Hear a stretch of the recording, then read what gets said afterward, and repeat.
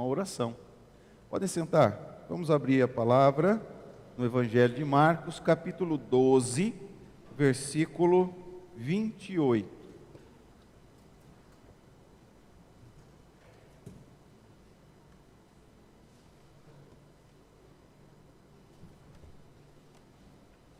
Marcos 12, 28.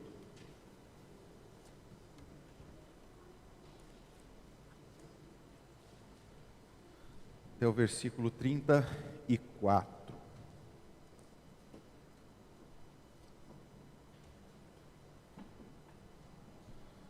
Marcos 12, do 28 ao 34. Marcos 12, 28. Tá bom? Creio que todos já devem ter encontrado. Então acompanhe a leitura. Chegando um dos escribas, tendo ouvido a discussão entre eles, vendo como Jesus lhes houvera respondido bem, perguntou-lhe: qual é o principal de todos os mandamentos? Respondeu Jesus: o principal é: ouve, ó Israel, o Senhor nosso Deus é o único Senhor. Amarás, pois, o Senhor teu Deus de todo o teu coração, de toda a tua alma, de todo o teu entendimento e de toda a tua força. O segundo é: amarás o teu próximo como a ti mesmo. Não há outro mandamento maior que estes.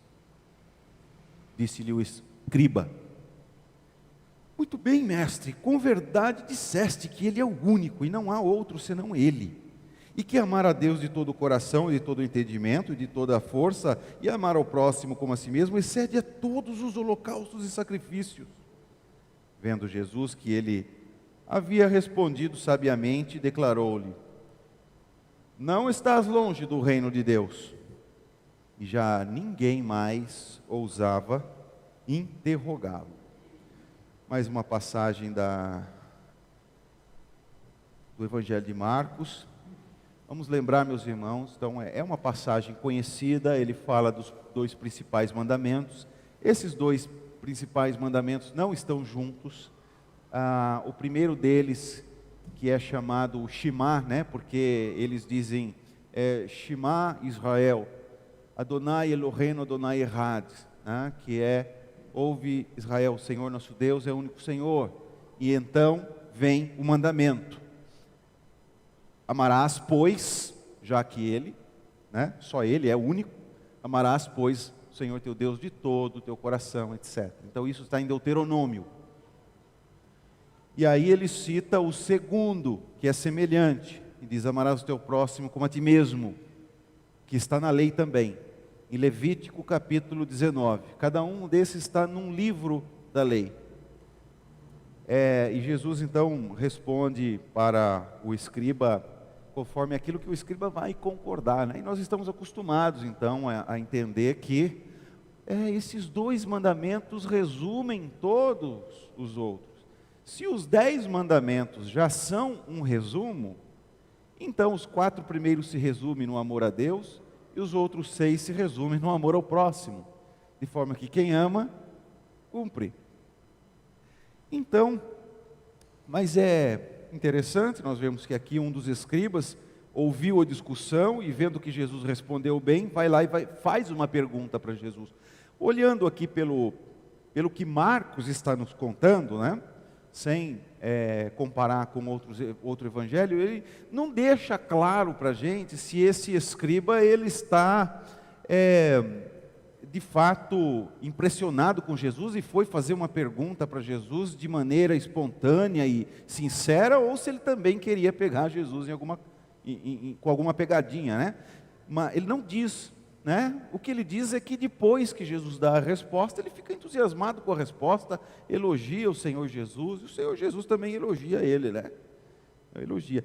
Então, chegando um dos escribas, olha, nós já estamos num ponto aqui no Evangelho de Marcos, nós já vimos aquela narrativa do caminho, né? Quando Jesus sai da Galileia e ele vai pelo caminho até Jerusalém, que ele vai explicando. 3 vezes Marcos registra que Jesus explicou naquele caminho indo para Jerusalém que ele tinha que morrer, e os discípulos não compreendiam. Quando ele chega em Jerusalém, ele é aclamado rei, ele tem ali um confronto, né, no templo, porque ele purifica o templo, e daí então nós vemos que existem algumas autoridades, algumas pessoas que vêm até Jesus com a finalidade de testá-lo mesmo, porque esses testes não é a primeira vez que acontece, já aconteceu antes. Então você tinha outras pessoas indo, né, para Galiléia, indo para outros lugares e testando Jesus lá. Mas aqui tem um intensivão, porque neste dia, né, que ele está em Jerusalém, esta última semana dele ali, de ministério, ele está em Jerusalém e ali é intensivo, é um atrás do outro. Então ali tem todo mundo. Agora eles não estão na Galiléia mais, eles não estão em Decápolis, eles não estão nessas regiões, eles estão em Jerusalém, que fica na Judéia e é a capital. Então ali tem tudo, tem os saduceus, tem os fariseus, tem os escribas, e tudo está ali. E eles, como eu expliquei na quinta-feira, eles não têm um entrosamento bom, porque veja só, saduceu não acredita em ressurreição, mas o fariseu sim. O saduceu não acredita nem que há um espírito no homem. Não, mas os fariseus acreditam. Os saduceus não acreditam em anjo, mas os fariseus acreditam. Então há entre eles uma diferença. E saduceus era composto principalmente de sacerdotes, né? Sacerdotes, saduceus, embora alguns pudessem ser fariseus também, mas existiam essas diferenças, né, teológicas muito grandes, né? Os saduceus eram mais preocupados em agradar o império, os fariseus já não, e assim, cada grupo tinha suas características, e ali quando Jesus, então depois daquele dia que ele purifica o templo, os sacerdotes e os anciãos, junto com os escribas, vão questionar com que autoridade faz isso. Aí depois vem a questão do tributo, com os fariseus e os herodianos. Já vão de outro jeito, porque os sacerdotes, anciãos e escribas já vêm com tudo. Agora os fariseus e os herodianos já tomam mais cuidado, já chegam elogiando, não é? Olha, mestre, sabemos que é verdadeiro, o senhor não liga para quem quer que seja, o senhor fala o que é verdade e tal, né? Então, a astúcia, né? Porque eles queriam que Jesus se sentisse à vontade para falar o que quisesse, e ali eles iam dividir a multidão que seguia Jesus.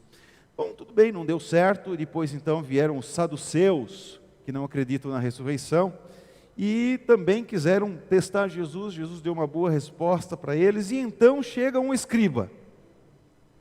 E esse escriba, ele ouviu a discussão de Jesus com os saduceus, e ele vem fazer uma pergunta. E como eu já disse, aqui não está escrito, em Marcos não está escrito, né, se ele veio com intenção, segundo as intenções, maldosa, ou se ele veio realmente impressionado com a sabedoria do Senhor. Mas o fato é que ele vai melhor do que os outros, né, porque ele chega, ele faz uma pergunta para Jesus, e Jesus responde, porque eles tinham esse debate. Olha, 613 mandamentos. Eles contavam 613 mandamentos. E eles discutiam qual que era o melhor, qual que era o maior, qual que era o principal. Porque existe uma hierarquia nas leis também, né? Existe uma hierarquia nas leis dos homens, existe uma hierarquia nas leis de Deus. Jesus questionou muitas vezes alguns judeus, porque eles queriam guardar uma coisa que era menos importante e deixavam de guardar o que era mais importante. Então, Jesus ele questionou também. Então, existe uma diferença de importância entre os mandamentos.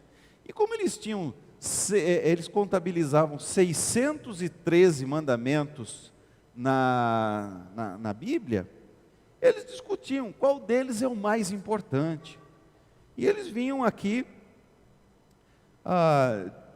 e esse escriba então veio e perguntou, qual que é o principal de todos os mandamentos? Era uma questão que eles já discutiam entre eles. Eles estavam acostumados a discutir isso daqui. Mas aí Jesus então, ele diz que amar a Deus com todo o nosso ser, e amar o próximo como nós amamos a nós mesmos. Não é?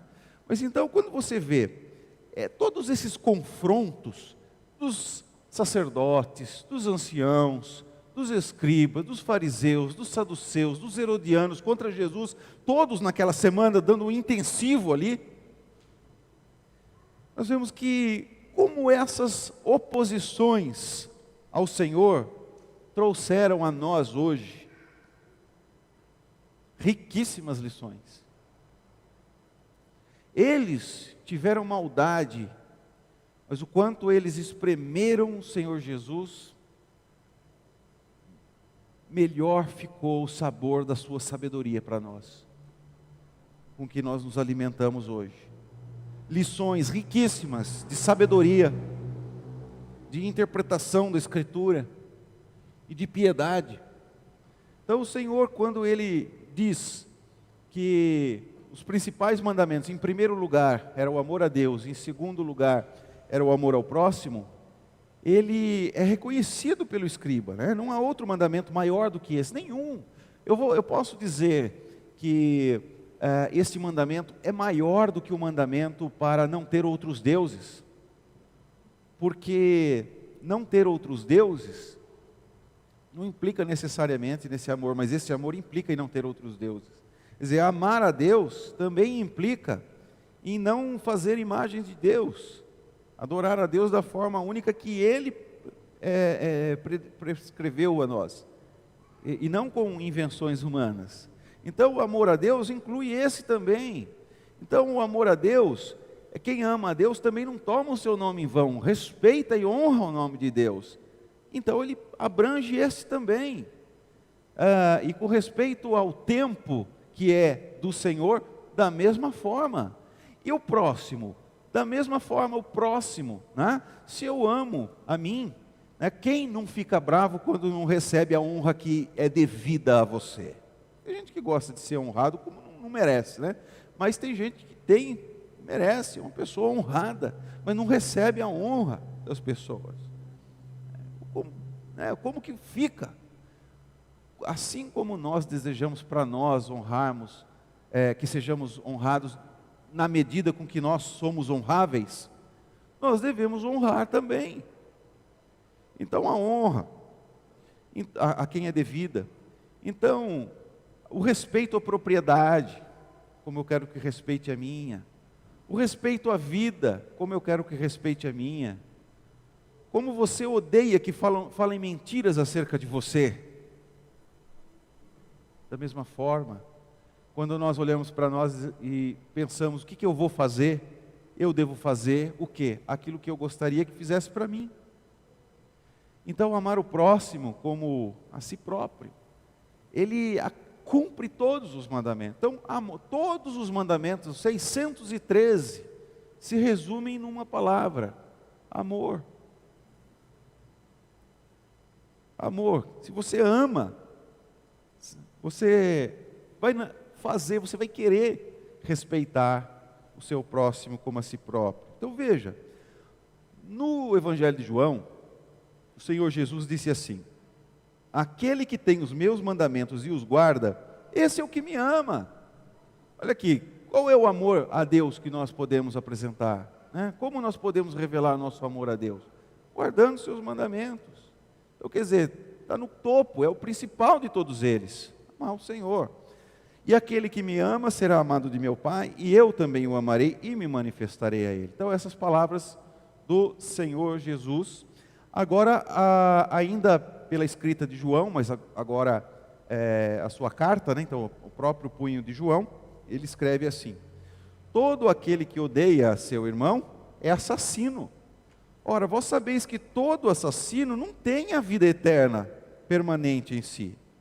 Nisto conhecemos o amor, que Cristo deu a sua vida por nós, e devemos dar a nossa vida pelos irmãos. O que ele está falando aqui? Do amor ao próximo. Olha, todo aquele que odeia seu irmão é assassino. Isso já vai de acordo com aquilo que o Senhor Jesus ensinou no Sermão do Monte. Como que ele ensinou? Vocês sempre ouviram dizer assim: não matarás, não é?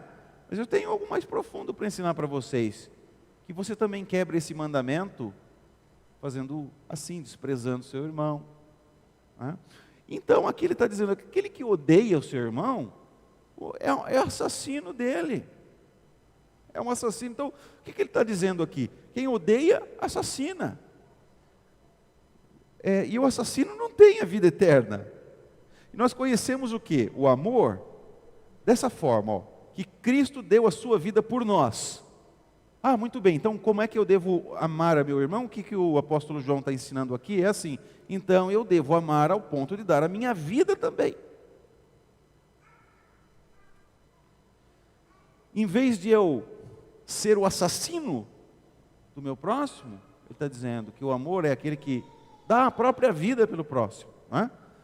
Então, são preceitos altíssimos, e não existe um mandamento no qual você possa pensar que não esteja debaixo de um desses dois aqui. Quem de fato ama a Deus com toda a sua força, e ama o próximo como a si próprio, o que ele faz? Ele cumpre todos esses mandamentos, dos quais os 10 são apenas um resumo, e esses dois, um resumo do resumo. Os dois que estão na ponta, os principais mandamentos, né?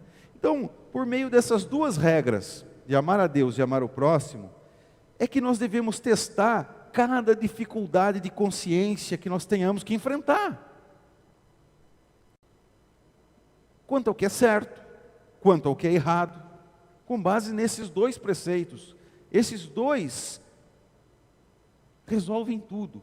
Tudo aquilo que se passa, tudo aquilo do qual nós temos dificuldade, da nossa consciência, o que eu devo fazer, tudo deve ser testado com base nesses dois mandamentos. Também aqui, nós aprendemos um padrão elevado, né?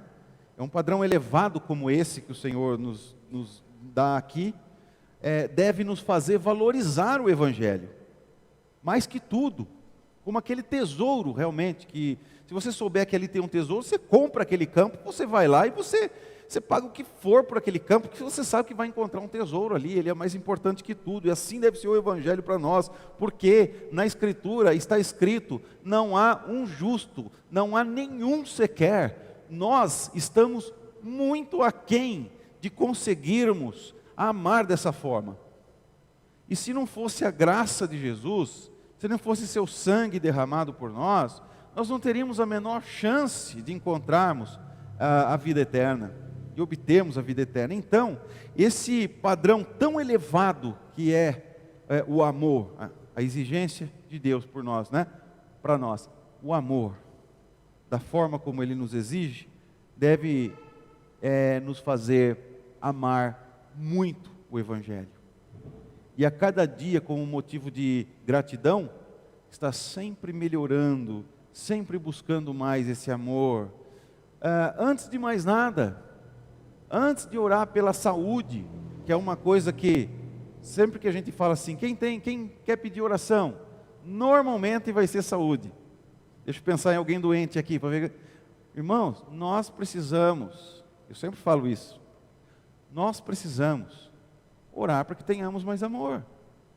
E quanto mais amor tivermos, teremos ainda que orar para que esse amor seja aperfeiçoado.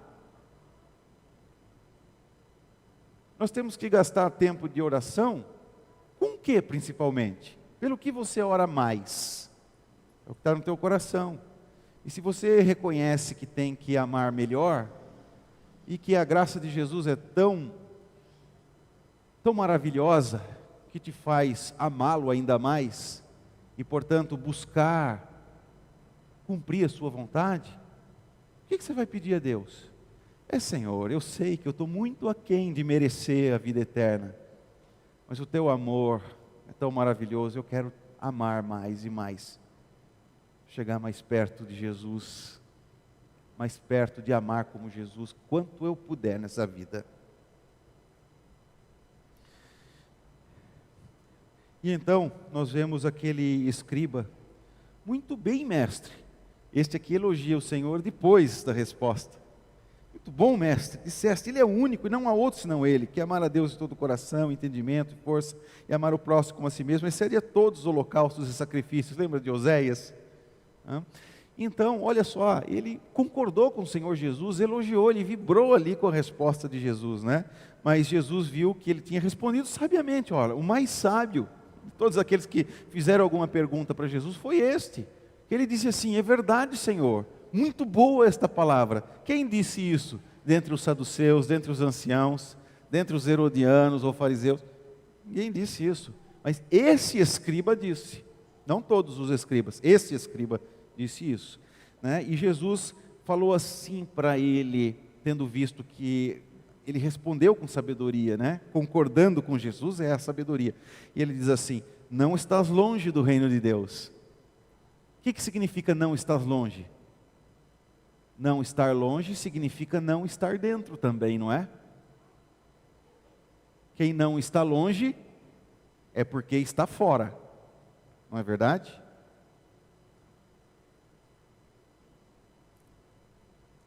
Não está longe.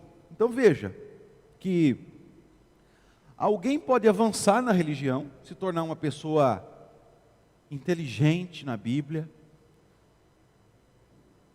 conhecedora da Bíblia, que sabe explicar a Bíblia.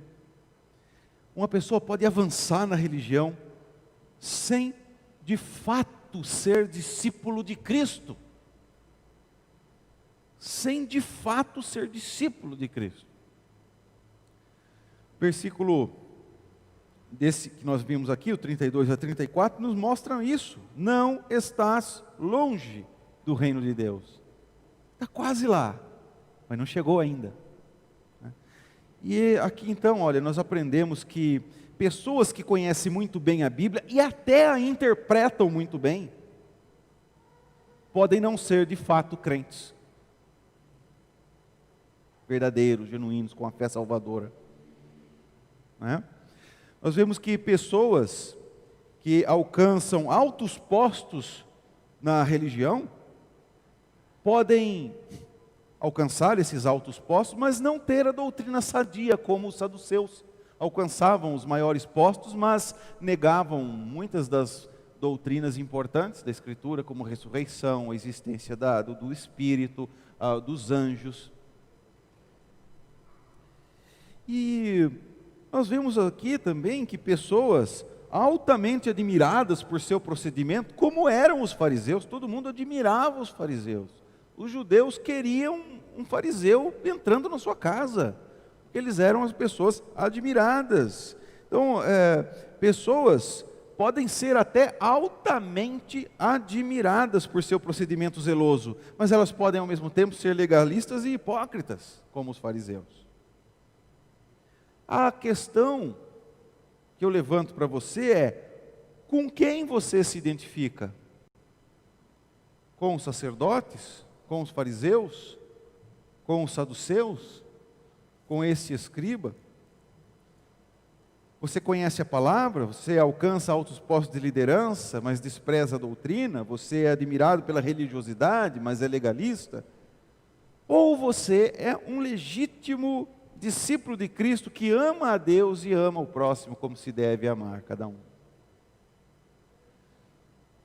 Nós não sabemos se aquele escriba depois mudou e veio a crer no Senhor Jesus. A Bíblia não fala, nem no Evangelho de Marcos, nem em qualquer outro evangelho, nem no livro de Atos dos Apóstolos, nem em qualquer carta no Novo Testamento, é mencionado desse homem se um dia ele veio a estar no reino de Deus, ou se ele só se manteve próximo. Existe muita gente muito próximo, mas ainda fora. Muito próximo, mas ainda fora. Não só que fez profissão de fé, como que alcançou postos de liderança, como esses homens que questionavam o Senhor Jesus maldosamente. Então, nós não sabemos se esse escriba mudou. Marcos deixa isso em aberto, não nos diz. Talvez exatamente para que nós nos coloquemos no lugar dele e verifiquemos, e se fosse eu no lugar? Sendo sincero consigo próprio, você vai dizer: olha, infelizmente eu me conectei àquele personagem ali que também não é muito bom, né? O que eu faço? Olha, você tem a possibilidade de mudar a sua história, de crer no Senhor Jesus e de ser um legítimo discípulo de Jesus. Você tem espaço aqui para você se colocar no lugar desse escriba. Se essa fosse a sua história, o que teria acontecido? Teria entrado no reino de Deus ou teria apenas passado perto? Pegou de raspão, né? O cara atira um revólver, a bala passa de raspão, não entrou, né? Mas só arranhou. Tem gente que arranha o reino de Deus, né? Quase salvo, porém totalmente perdido. Quase salvo e totalmente perdido é a mesma coisa, né? Então, irmãos, para concluir, digo para você o seguinte, que a esperança de salvação não descanse num mero conhecimento da Bíblia, conhecimento doutrinário. Não, a esperança da salvação não pode descansar nisso, em uma aparência de piedade. Eu faço isso, eu faço aquilo, puxa, como eu confio que eu estou no reino de Deus já, né? Ou então, confio nos postos. Imagina, eu, né, com a liderança que eu exerço na igreja, não está no reino de Deus. Tudo isso não é garantia de nada. Então, que esperança há de salvação nessas coisas? A educação não é suficiente para nos fazer discípulos. Nós costumamos chamar de discipulado, né? Pegar um caderninho e ali estudar 13 lições com alguém. Pode ser muito importante estudar essas 13 lições. Estou falando 13 porque é o padrão, né? Pode ser outro número. Mas pode ser muito útil fazer esses estudos, mas isso ainda não é discipulado. Discipulado não é fazer um estudo, né? A educação não é suficiente para nos fazer discípulos. Ela é essencial, mas sozinha não pode nos transformar em discípulos, como não transformou tantas pessoas que tinham grande conhecimento da palavra. Ser discípulo nós aprendemos apenas aos pés de Cristo, meditando em sua palavra, aceitando o discipulado, aceitando que muitas pessoas ouviram a resposta de Jesus, passaram vergonha, mas não se dobraram diante dele. E o discipulado é ensinar a amar, convivendo, dando exemplo, inclusive para os filhos. Tem gente que descansa, dizendo assim, eu faço tudo o que eu poderia fazer para a educação cristã dos meus filhos, eu levo na igreja. Gente, desde quando existe escola dominical? Desde quando as crianças saem para um momento só delas, de ouvir a palavra no culto? Isso é de ontem. Será que antes não tinha educação cristã? Essas coisas não vieram a existir para que as crianças sejam educadas no cristianismo. Essas coisas vieram a acontecer para reforçar a educação cristã das crianças. Quem que dá a educação cristã das crianças? Só os pais podem fazer isso, ou quem tem a guarda definitiva, que podem fornecer uma verdadeira educação cristã. Por quê? Educação cristã não é só saber a historinha de Davi, é saber também o que fazer com ela. Não é só saber a historinha de Sansão, a de Moisés, ou a de Absalão, que hoje em dia pouca gente sabe. Mas discipulado é conviver dando exemplo. Olha aqui, Davi fez isso, ele sofreu isso, a consequência foi essa, tá? Como que isso a gente faz na nossa vida? A gente faz assim, assim. Agora você vem aqui e vai ver como que o papai faz nessa situação. É assim que a criança vai ser educada no caminho de Jesus. Ela pode ser educada no conhecimento.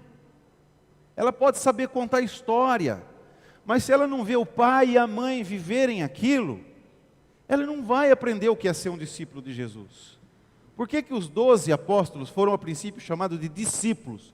Porque eles andaram com Jesus, eles ouviram de Jesus, mas eles viram em Jesus tudo aquilo que dele eles ouviam, sendo praticado dia a dia, sendo vivido por eles. Aqueles a quem evangelizamos, da mesma forma, né? Temos que andar, temos que dar uma caminhada ali juntamente com eles, para também mostrar, olha, nós não aprendemos na Bíblia que quando é assim nós fazemos isso? Muito bem, olha a situação. O que nós devemos fazer? Então venha aqui, venha comigo, e é isso que nós vamos fazer. Então, esse discipulado, né, do qual os apóstolos foram os grandes privilegiados, tal é o privilégio que eles tiveram, e tal foi o discipulado marcante na vida desses apóstolos, que eles morreram pelo Evangelho. Um verdadeiro discípulo morre pelo Evangelho, se for preciso. Então, verifiquemos onde é que nós estamos nessa história e com quem nós nos identificamos. Porque agora nós celebraremos a ceia do Senhor.